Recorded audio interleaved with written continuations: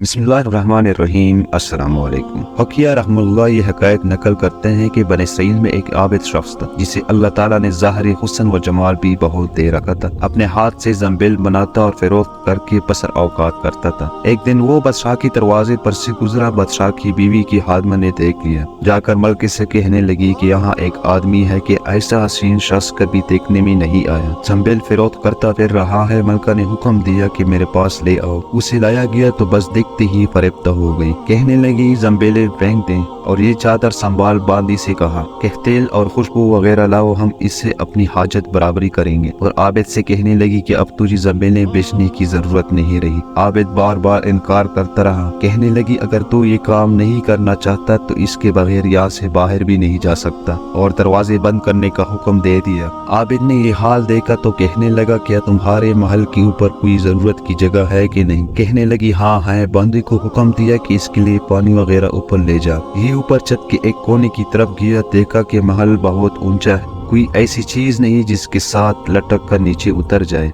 आखिर अपने नफ्स को हिताब और इताब करने लगा कि तू 70 बरस से अपने रब करीम की रजा की तलब में लगा हुआ है, रात दिन इसी हरस में गुजारते हैं। तुझ पर आज एक शाम ऐसी आई है जो तेरी इस तमाम मेहनत को जाया कर देगी। वल्लाह तुझसे बढ़कर कोई हाइन ना होगा। अगर ये शाम तेरे अमाल को फासिद कर गई, आखिर अल्लाह को क्या मुंह दिखाएगा। गरज इसी तरह अपने आप को हिताब और इताब करता रहा। नबी अकरम सल्लल्लाहु अलैहि वसल्लम फरमाते हैं कि इसके बाद जब इसने बुलंदी से कूद जाने का तहबिया कर लिया तो अल्लाह ताला ने जबरील अलैहिस्सलाम को नदा दी। उन्होंने लबैक कहकर जवाब दिया। इरशाद हुआ मेरा बंदा मेरी मुसीबत और नाराजगी से बचने के लिए जान की बाजी लगा रहा है। जा अपने पैरों से इसको ताम ले पर उसे जरा भी तकलीफ न होने पाए। चुनांचे जबरील अलैहिस्सलाम ने अपना पर पिलाया, उसे पकड़कर यूं जमीन पर रख दिया जैसे एक मेहरबान बाप अपने बेटे को रखता है। फरमाया कि आबिद यहाँ से सीधा घर गया। जंबीलें वगैरह वहीं रह गईं। सूरज गुरूब हो रहा था। बीवी कहने लगी जंबीलों की कीमत कहाँ है? कहने लगा आज तो इनका कुछ नहीं मिला।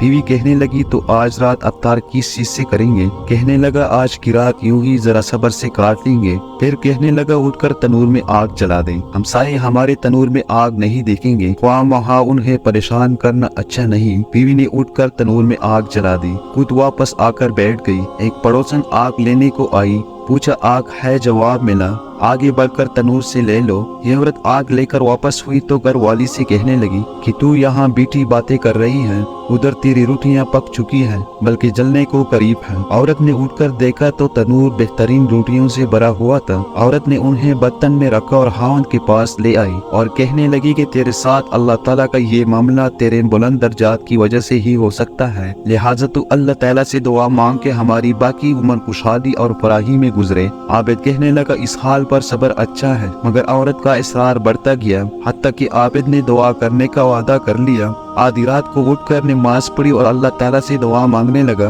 कि अल्लाह मेरी बीवी का इसरार और तकाजा ये है कि इसको बाकी उम्र में खुशहाली और फराही अता फरमा। उतने में छत पड़ गया, याकूत और मोतियों से भरी हुई तश्तरी नीचे आई जिससे तमाम घर जगमगा उठा। आबिद ने अपनी बीवी का पाँव दबाया जो करीब ही सो रही थी और कहा कि उठकर बैठ और जो कुछ मांगती थी वो संभाल ले। औरत पैतार होकर कहने लगी जल्दी ना करो, इस मकसद के लिए तूने मुझे ना ही जगाया होता। मैं ख्वाब देख रही थी, सोने की बहुत सी कुर्सियां बिछी हुई हैं जो याकूत और जबर जदा वगैरह से मरसा है, मगर इनमें सुराख है। मैंने पूछा ये सुराख क्या है? जवाब मिला ये वही नुक्स और कमी है जो दुनिया की जल्दबाजी की वजह से वाक़या हुई है। तो मैंने कहा कि मैं किसी ऐसी चीज की ख्वाहिश नहीं रखती जिससे तेरी नष्टगाह में नक्स पैदा हो, लिहाजा अपने रब से उसे वापस करने की दुआ कर लो। आबिद ने दुआ मांगी और तश्तरी वापस हो गई। प्यारे दोस्तों, बेशक जो अल्लाह के खौफ से अपने आप को नफसानी ख्वाहिशात से बचाता है तो अल्लाह ताला यकीनन उसकी मदद फरमाते हैं। और इसी उम्मीद के साथ इजाजत दीजिए,